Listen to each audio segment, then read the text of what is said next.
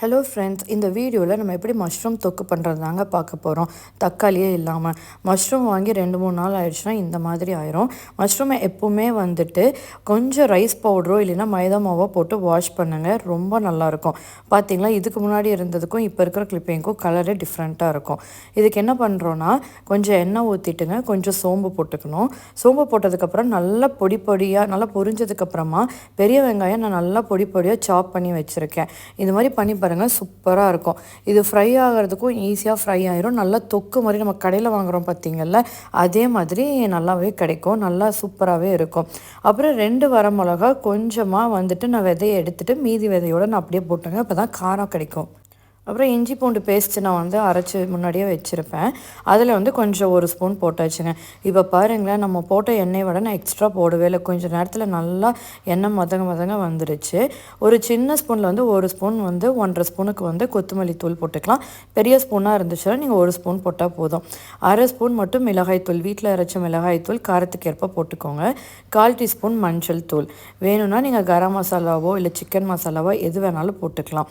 நான் வந்து இதை மட்டும் போட்டுட்டு நல்லா ஃப்ரை பண்ணிட்டேன். இதுலேயே எனக்கு வந்து காரம் மட்டும் இருந்தால் போதும் அப்படிங்கிறதுனால நல்லா ஃப்ரை பண்ணியாச்சுங்க. நல்லா உங்களுக்கே டிஃப்ரென்ஸ் தெரியும். ஃப்ரை பண்ண எப்படி வந்து கொஞ்சம் எண்ணெய் மினுமினுன்னு வருதுன்னு. கல்லுப்பு போட்டுட்டு அதையும் நல்லா ஃப்ரை பண்ணதுக்கப்புறம் அளவாக தண்ணி, இந்த ஸ்டேஜ்லேயே நம்ம தண்ணி ஊற்றிட்டு நல்லா கொதிக்க வச்சிடணும். நீங்கள் கொதிச்சதுக்கப்புறம் கொஞ்சம் பார்த்தீங்கன்னா நல்லா கிரேவி டைப்பில் வந்து ரொம்ப கொதிச்சிட வேண்டாம், ஓரளவுக்கு கொதிச்சாலே போதும் தான். ஏன்னா நம்ம மஷ்ரூம் போட்டுட்டு கொஞ்சம் கொதிக்க வைக்கணும்.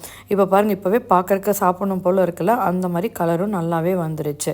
இப்போ நம்ம மஷ்ரூம் கழுவி வச்சுருக்கோம் பார்த்தீங்களா, அதை போட்டுக்கலாம். ரொம்ப பொடி பொடியாக கட் பண்ணோன்னா மஷ்ரூம் வந்து ரொம்ப தின்னாயிரும் வெந்ததுக்கப்புறம்.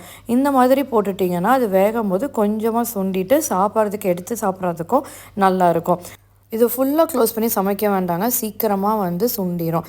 அதனால் ஒரு நிமிஷத்துக்கு மட்டும் க்ளோஸ் பண்ணி நல்லா இது பண்ணதுக்கப்புறம் எடுத்து ஓப்பன் பண்ணிவிட்டு நம்ம சமைச்சோன்னா அந்த வந்து சைஸ் வந்து அப்படியே அழகாக இதாக இருக்கும். இல்லைன்னா சில சமயத்தில் நம்ம பண்ணும்போது சுருங்கி சின்னதாக ஆயிரும் பார்த்தீங்களா, அந்த மாதிரி இல்லாமல் இருக்கும்.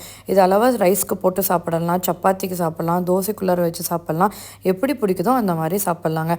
கடைசியாக ஃப்ளேவருக்கு வந்து ஒரு 1/4லேருந்து 1/2 ஸ்பூன் சோம்பு பொடி பிடிச்சிருந்தா சோம்பு பொடியும் பெப்பரும் வந்து க்ரஷ் பண்ண பெப்பரும் போட்டுட்டு நீங்கள் எடுத்து சாப்பிட்டிங்கன்னா சூப்பராக இருக்குங்க. நான்வெஜ்ஜை விட ரொம்ப அருமையாக இருக்கும். கண்டிப்பாக ட்ரை பண்ணி பாருங்கள். Thank you friends. இந்த வீடியோ பிடிச்சிருந்தா லைக் பண்ணுங்கள், ஷேர் பண்ணுங்கள்.